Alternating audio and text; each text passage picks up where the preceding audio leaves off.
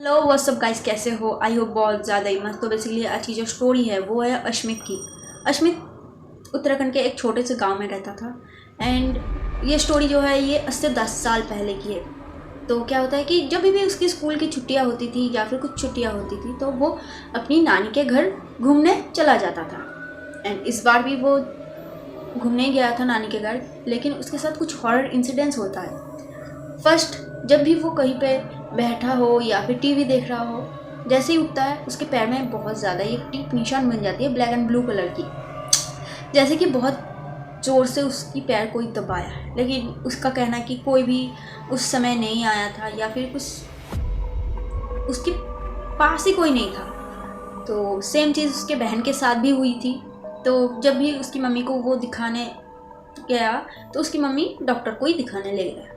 अब डॉक्टर जैसे ही आके उसके पैर की पैंट उठाई तो वो जो निशान थी वो एकदम से वैनिश हो जाती है।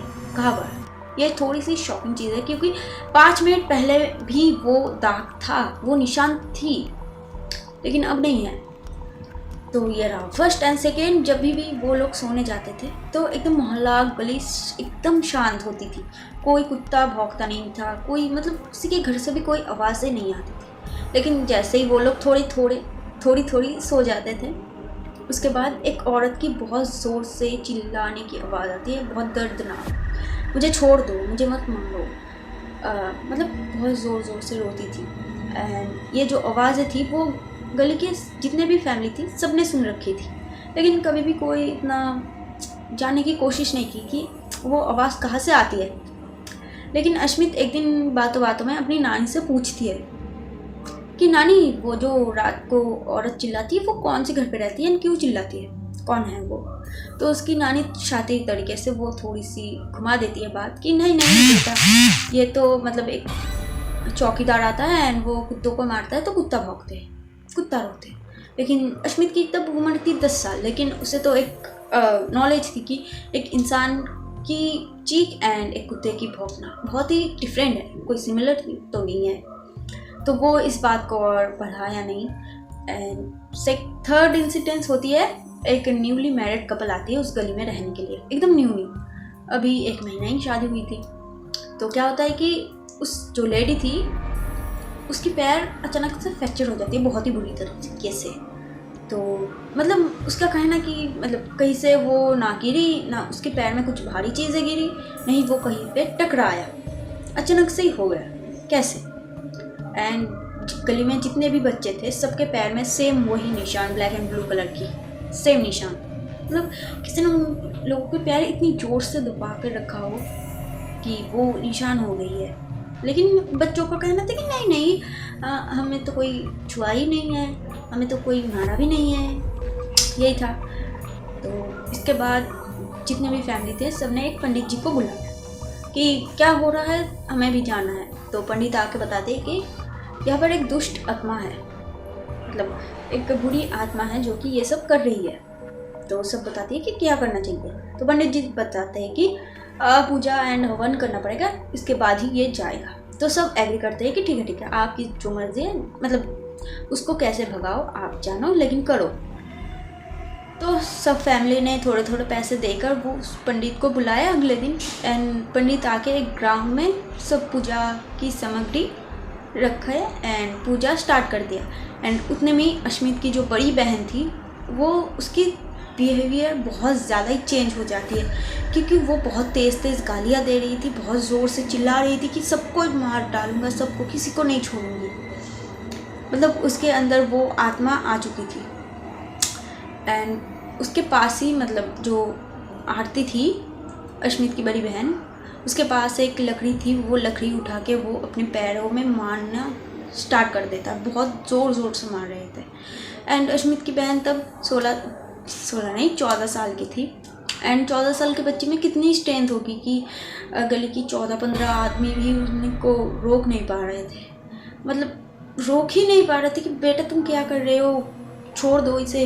लेकिन नहीं, कंट्रोल में ही नहीं था।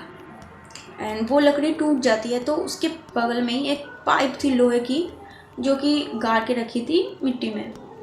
तो वो उखाड़ के वो अपने पैरों में फिर से मारने लगती है बहुत तेज़। एंड उसके पैर एकदम से फ्रैक्चर हो जाती है, बहुत चूर चूर हो जाती है एकदम अंदर से। एंड मतलब बाहर से दिखने पे लगती है कि मतलब लग रही थी कि हाँ एकदम डैमेज हो चुकी है। एंड खून तो खून, बहुत ज़्यादा ही खून थी। तो ये देख के अश्मित की नानी अश्मित को अपने घर भेज देता है। एंड अश्मित को है कि उसके बहन के साथ कुछ हो रहा है, वो तो देखेगा। एंड वो बालकनी से झाँक के देखता है कि क्या हो रहा है। एकदम ग्राउंड में था तो प्रॉपरली दिख रहा था। तो पंडित जी अपनी थैले से एक मतलब राख निकालती है एंड उसमें कुछ मंत्र पढ़ के उसको छिटा देती है। एंड वो कंट्रोल में आ जाती है। इतने देर बाद कर रही थी, पहले कर देता। तो पंडित जी बताते हैं इसको बांध दो, इसके अंदर भी फिर से हम आत्मा मतलब ला के फिर स्टार्ट करेंगे, क्या है क्या नहीं हम जानेंगे। तो फाइनली फिर से उसकी आत्मा आ जाती है आरती के अंदर।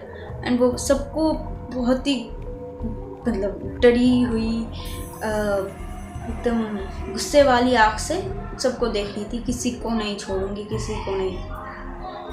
तो पंडित जी बताते कि कौन हो तुम और कहाँ रहते थे। तो बताते कि मेरा नाम काव्या है, मैं उस घर में रहती थी, बहू थी मैं उस घर की। तो वो जो घर थी एकदम मतलब अश्मित के घर के एकदम बगल में, अश्मित के नानी के घर के।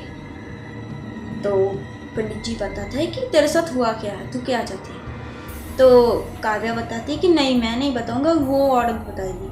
एंड वो जिस औरत की तरफ पॉइंट ऑफ व्यू कर रही थी वो थी मतलब जो जब काव्या जिंदा थी तो उसकी बेस्ट फ्रेंड थी। तो वो औरत वहीं पे बहुत तेज़ रोने लग जाती है कि हाँ मुझे पता है कि इसके साथ क्या हुआ। तो पंडित जी बताती है कि क्या हुआ बोलो। तो वो औरत बताती है कि इसकी जो पति थी एक ट्रक ड्राइवर था एंड इसकी फैमिली में इसकी सास एंड ससुरी थी मतलब ससुर था। तो इन लोगों को दहेज चाहिए था बहुत ज़्यादा। एंड इसकी पति को तो ये मानना था कि मैं काम नहीं करूँगी, मैं सिर्फ दहेज के पैसों से सबकी पेट पालूंगी, क्योंकि उस समय उसकी काम भी ठीक नहीं चल रही थी। तो इसी कारण के वजह से इसको हर रोज़ पीटता था, हर रोज़ मारता था, दहेज दहेज दहेज करके, दहेज ला दे, पैसे ला दे, यही करके उससे बहुत मारता था। एंड वो मुझे फ़ोन पे बताती थी। तो मुझे इतना ही पता है, मुझे और नहीं पता है। तो अब काव्या बोलती कि मैं बताती हूँ तुम्हें, मेरी पति मुझे हर रोज़ मारती थी पैसे करके। एंड मेरी फैमिली भी पैसे देते देते थक चुकी थी, फेड अप हो चुकी थी। तो मुझे बता देती है कि हम लोग और पैसे नहीं दे सकते क्योंकि इतना ज़्यादा कर्जा है हमारे सर पे, 20-25 लाख तो ऐसे ही दे दिए हमने। तो इसी कारण के वजह से उसकी पति हर रोज़ मारती थी। एंड बोलने लगी कि 2 लाख रुपए ला के दे, मुझे एक नया बिजनेस स्टार्ट करना है। तो मैंने उस दिन बोल ही दिया कि और नहीं पैसे दे सकती, क्योंकि मेरी मम्मी पापा और कहाँ से ले आए, इतना ज़्यादा पैसे तो तुम्हें दे दिया। उस दिन मुझे बहुत ही ज़्यादा मारने लगी थी एंड मैं रोई चिल्लाई कि कोई आके मुझे बचा ले। सब तो आए लेकिन कोई भी नहीं बचाया मुझे। एंड मेरे पति मुझे मारती रही। एंड जैसे ही मैंने भागने की कोशिश की, मेरे पैरों में बहुत ज़ोर से मार के मेरे पैर तोड़ दिया। एंड मुझे उसके बाद 3rd फ्लोर से बैल्कनी से फेंक दिया। सबने देखा, किसी ने नहीं बचाया मुझे। तो मैं तो इन सब की जान लेके ही रहूँगी, मुझे इंसाफ की जान चाहिए। तो पंडित जी बताते हैं कि इन सब की जान लेके तुझे क्या मिलेगा, तुझे सिर्फ शांति मिलेगी, मन की शांति नहीं मिलेगी। तू क्या चाहता है, एकदम प्यार से बोल। तो वो फिर से बताती है कि मुझे इन सब लोगों की जान ही चाहिए। तो पंडित जी फिर से बताते कि ये तो नहीं हो पाएगा, तो क्या चाहती है ये वो। तो काव्या जो थी वो बताती है कि ठीक है, मुझसे सबको माफ़ी मांगनी पड़ेगी। एंड पंडित जी बताते हैं कि सब माफ़ी मांग लो उसे। एंड सब भी माफ़ी मांग लेती है कि हमें माफ़ कर दो, हमने उस दिन तुमको बचा नहीं पाया एंड कोशिश भी नहीं की बचाने की। एंड इवन कि अश्मित को भी लेके जाकर उससे माफ़ी मंगवाया गया। तो वो तो मुक्ति मिल गई उससे। एंड उसके पति को भी, मतलब काव्या के पति को भी 2-3 साल ही जेल हुई थी एंड उसके बाद वो फिर से बाहर आके ट्रक ड्राइवर बन चुकी थी। तो उसकी भी मौत हो चुकी है आज से 6 साल पहले एक ट्रक एक्सीडेंट में। तो उसकी बहुत ही दर्दनाक तरीके से मौत हुई। पहले तो वो कांच की शीशा फोड़ के बाहर आ गया एंड उसके बाद उसकी जो ट्रक की टायर थी वो पहले उसकी पैर में चढ़ी, फिर उसकी बॉडी में, फिर उसके सर में एंड सबका मानना ये था कि ये काव्या ने किया है। तो ये रहा आज की स्टोरी।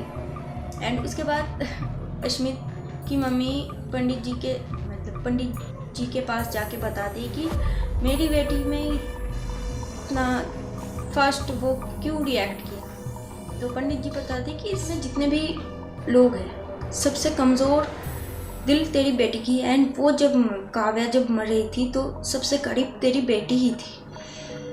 तो इसी कारण के वजह से उस पे वो बहुत ज़्यादा गुस्सा था इस पे, इसीलिए वो हावी हुई फर्स्ट तेरे बेटी पे। तो यही था स्टोरी। एंड अश्मित जी की बहन अभी 24 साल की हो चुकी है लेकिन अभी भी वो नहीं हो पाता है, चल नहीं पाता है। जब भी वो चलने लगती है उसे सपोर्ट की ज़रूरत होती है मतलब इतने ज़्यादा ही पैर खराब हो चुके हैं। तो इस वीडियो से हमें 2 सीख मिलती है कि किसी भी जगह बुरी चीज़ हो, गलत काम हो तो आपको रोकना चाहिए। आप नहीं रोक पाओगे तो आपकी मम्मी पापा को बोलो कि इसने रोकना चाहिए चीज़ों को। एंड सेकेंड बात, तहस खुद के पैसे कमाओ, खुद पेट पालो, दूसरे के पैसों पे डिपेंड क्यों हो रहे हो।